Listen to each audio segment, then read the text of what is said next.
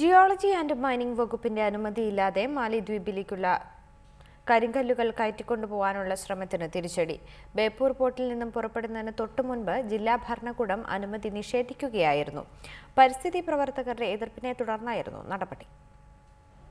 ബേപ്പൂരിൽ നിന്ന് 2300 ton കരിങ്കല്ലുകളുമായി മാലിദ്വീപിലേക്ക് barge പുറപ്പെടാനിരിക്കുകയായിരുന്നു ജില്ലാ ഭരണകൂടത്തിന്റെ ഇടപെടൽ. ജിയോളജി ആൻഡ് മൈനിംഗ് വകുപ്പിന്റെ അനുമതി കരിങ്കൽ കൊണ്ടുപോകുന്നതിന് ഇല്ലെന്നായിരുന്നു അധികൃതരുടെ വാദം. കോഴിക്കോട്, മലപ്പുറം ജില്ലകളിൽ നിന്നായിരുന്നു കരിങ്കൽ എത്തിച്ചിരുന്നത്. എന്നാൽ പരിസ്ഥിതി പ്രശ്നങ്ങളടക്കം ചൂണ്ടിക്കാട്ടി പരിസ്ഥിതി പ്രവർത്തകർ ജില്ലാ ഭരണകൂടത്തിന് പരാതി നൽകി.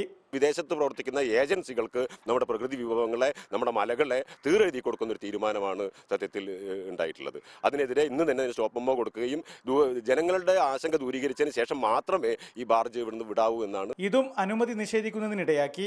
അതേസമയം അനുമതിക്കായി കാത്തിരിക്കുകയാണെന്നായിരുന്നു പോർട്ട് ഓഫീസറുടെ പ്രതികരണം.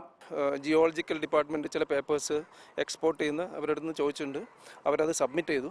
അപ്പം അവരൊരു ക്ലിയറൻസ് കൂടി നമ്മൾ ഇങ്ങനെ ഒരു ചെറിയൊരു ഇഷ്യൂ വന്നതുകൊണ്ട് അവർ ക്ലിയറൻസ് കൂടി ആവശ്യപ്പെട്ടിട്ടുണ്ട്.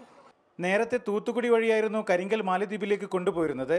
അവിടെ നിയമം കർശനമാക്കിയപ്പോൾ ബേപ്പൂരിലേക്ക് താവളം മാറ്റിയെന്നാണ് പരിസ്ഥിതി പ്രവർത്തകരുടെ ആരോപണം. ഞാറ്റുവേല അവർ കൊണ്ടുപോവില്ലല്ലോ എന്ന് ആശ്വസിച്ചായിരുന്നു മുമ്പ് സാമൂതിരി രാജാവ് സമാധാനപ്പെട്ടത്. എന്നാൽ കേരളത്തിൻ്റെ അടിക്കല്ല് തന്നെ ഇളക്കി കൊണ്ടുപോകുന്നോ എന്ന് ആശങ്കപ്പെടുകയാണ് ഇപ്പോൾ പരിസ്ഥിതിവാദികൾ. ക്യാമറമാൻ മിജേഷ് അമ്പാടിക്കൊപ്പം AM യാസർ, റിപ്പോർട്ടർ, കോഴിക്കോട്.